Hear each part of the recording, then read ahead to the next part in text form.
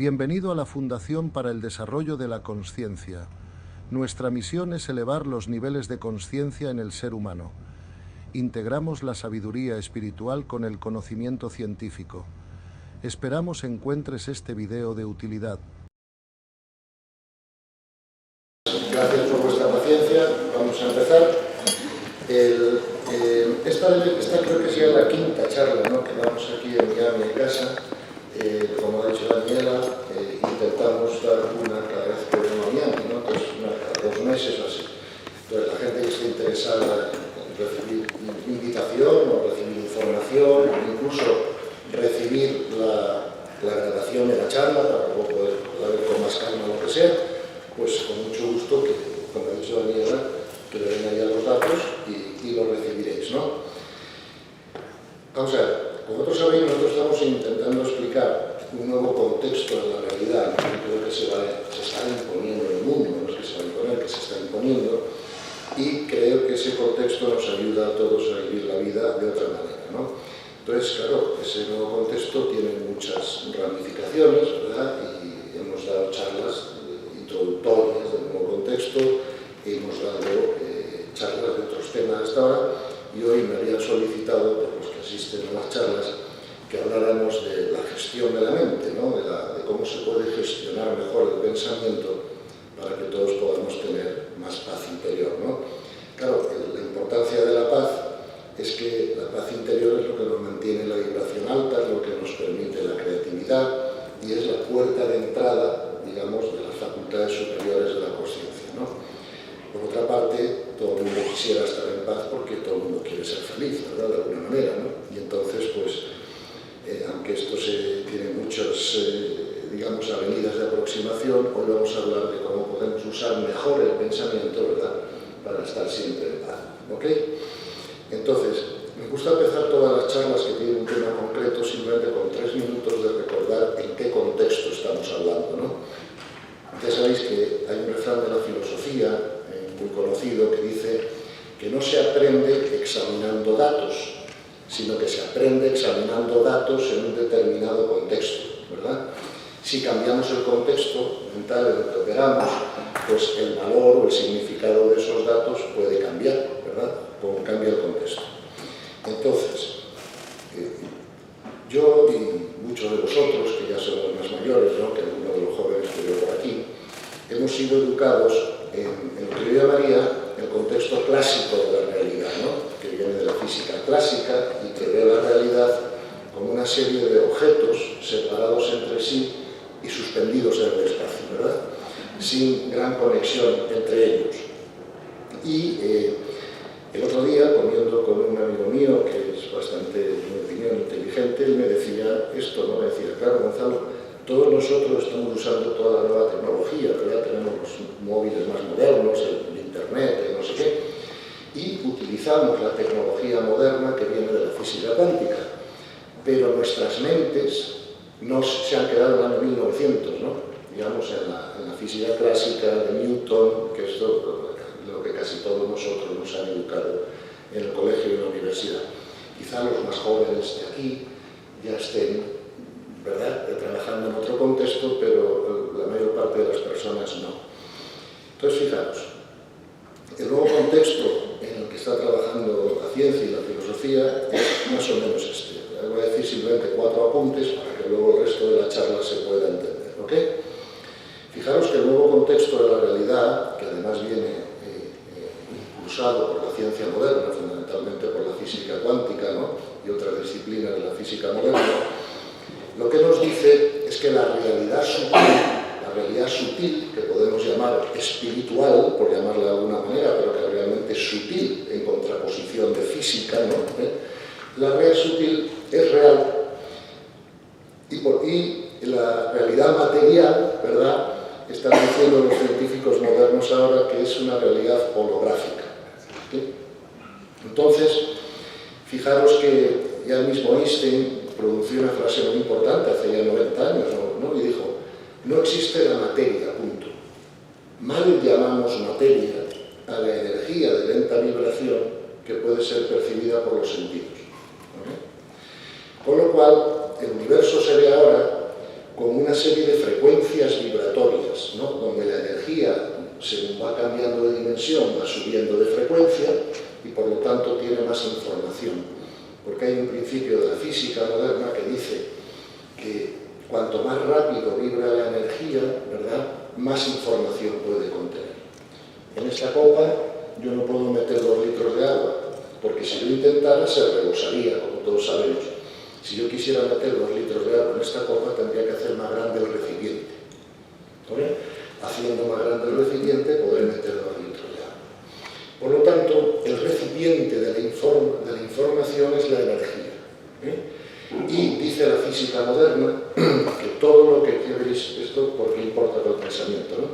Dice la física moderna que todo el universo está hecho de energía más información, ¿okay? Energía informada. Esta mesa es energía más información.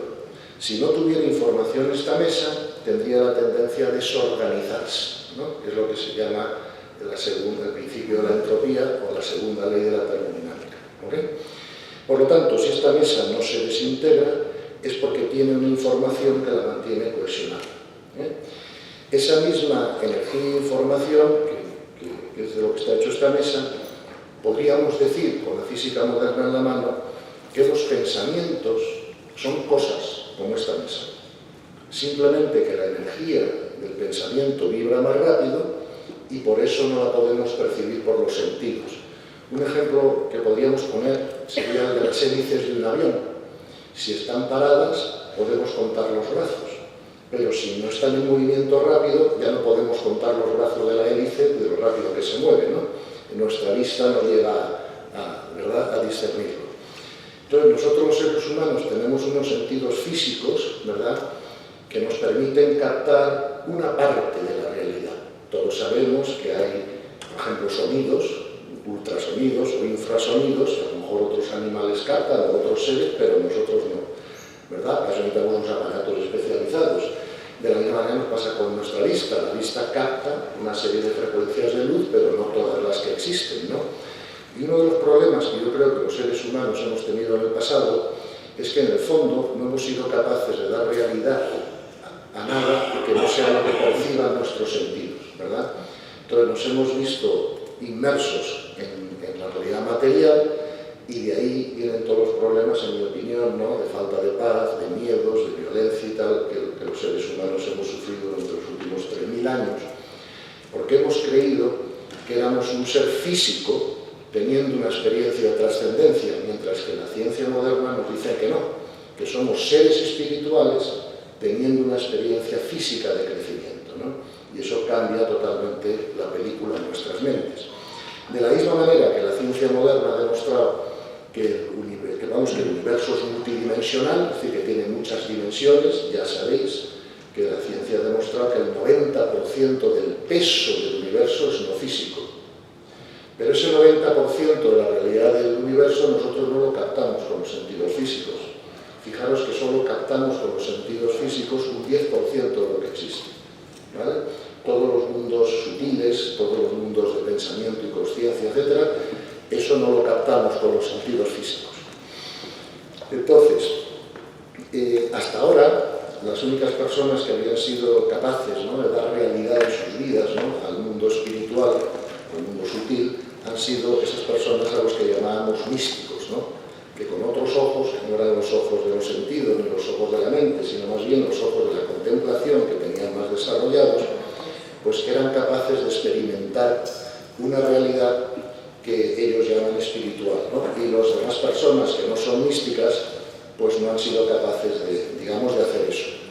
Lo que pasa es que ahora tenemos un nuevo contexto, ¿verdad?, tanto científico como filosófico, que están de alguna manera probando estas realidades y nos es más fácil entonces a nosotros solamente que comprenderlas, aunque no hayamos llegado al nivel místico de la intuición, ¿no? Eso es lo que yo creo que va a cambiar el mundo, ¿verdad? Pero obviamente, si nosotros en vez de vernos como cuerpos físicos, ¿no?, que estamos en una experiencia de trascendencia, nos viéramos como lo que dice la ciencia y han dicho siempre los místicos que somos, un alma, ¿verdad?, que está aquí en un proceso de crecimiento, pues claro, toda toda nuestra visión sobre la vida, sobre muchas cosas, pues cambiaría inmediatamente, ¿no? Incluso nuestros objetivos cambiarían inmediatamente, porque mediríamos el éxito de nuestras vidas de otra forma, ¿no? Ya no sería el éxito material lo que más interesara, sino sería cuánto somos capaces de subir del nivel de conciencia, digamos, de que el alma aprenda en cada curso, ¿no? Y eso es algo que hasta ahora no hemos sido ninguno muy conscientes, creo, ni hemos tenido mucho empeño en ello, ¿no? Porque no hemos sabido que el tema iba de eso, ¿no? Entonces, la visión que nos está presentando la ciencia y la filosofía es un poco esta, ¿no? Nosotros somos seres espirituales, es decir, almas, ¿verdad?, que venimos aquí, nos metemos en un traje de buzo, por así decirlo, nos encarnamos, es la palabra, ¿no?, y tenemos una experiencia de aprendizaje. Esa experiencia de aprendizaje, después de la muerte física, sigue con nosotros y ya tendremos otras experiencias de aprendizaje en el futuro y otras que hemos tenido en el pasado para llegar hasta donde estamos o para seguir, digamos, mejorando la información del alma, ¿no?, o la sabiduría, ¿ok? Entonces, fijaros que el cambiar el contexto de la realidad nos cambia mucho las cosas, ¿no? Y además, otra cosa que tenemos que decir es que es muy importante que pongamos esfuerzo, ¿no?, en cambiar el contexto que manejamos en nuestra mente, porque normalmente la limitación de contexto es algo de lo que el ser humano no suele ser consciente, ¿verdad? Incluso cuando lo cambiamos el contexto, por ejemplo, he tardado muchos años y muchas miles de horas de estudio y de investigación en cambiar el contexto de mi mente. Ahora que lo he cambiado, ya creo que estoy en el contexto correcto, no sé, ¿no? Y sigo sin ser consciente de la posible limitación que pueda tener en el contexto nuevo. Aunque soy consciente de que he cambiado de contexto, pero claro, no sé cuál puede ser el siguiente, no sé, ¿no? Y entonces todos estamos limitados por lo que creemos de la realidad. Y sabéis que los sabios siempre han dicho que nosotros no vemos el mundo como el mundo es, sino más bien vemos el mundo como somos nosotros, ¿no? Además, cuanto más experimentamos la vida desde nuestros patrones o filtros mentales, más se nos refuerza que son los correctos de alguna manera, ¿no? Y por eso tenemos que estar muy pendientes de ver qué se va saliendo sobre todo esto para ir pudiendo cambiar el contexto, ¿no? O sea que, vamos a ver, esto es muy importante, ¿no? Porque os voy a poner un ejemplo tonto de la importancia de cambiar el contexto, ¿no? Verás, cuando yo era un hombre joven, yo siempre he tenido fe en Dios, ¿no? Y por lo tanto, pues mi cultura era cristiana y yo leía el Evangelio y aprendía y tal, ¿no?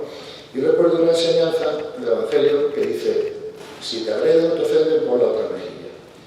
Y yo pensaba para mis adentros, oye, esto está muy bien, a lo mejor a Jesucristo no importaba que lo crucificaran, ¿verdad?, era su misión, pero claro, si yo en esta vida me agreden y pongo la otra mejilla, me matan, ¿no?